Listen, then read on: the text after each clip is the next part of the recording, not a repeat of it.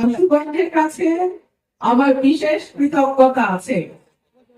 আশুগঞ্জে আমার কারো ভাই, তাদের পরিশ্রম, আপনাদের সবার সহযোগিতায় আশুগঞ্জের 8টা ইউনিয়নের প্রত্যেকটাতে আপনারা বিপুল ভোটে হাঁস মার্কাকে জয়যুক্ত করেছেন।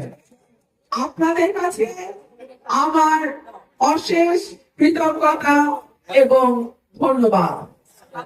প্রিয় ভাই আমার, পবিত্র মাহে রমজান, আল্লাহর রহমতে, আপনাদের দোয়ায়, আপনাদের সহযোগিতায় আজকে আপনাদের প্রতিনিধি হিসেবে আশুগঞ্জে আমি আপনাদের সঙ্গে ইফতার মাহফিলে শামিল হওয়ার সুযোগ পেয়েছি।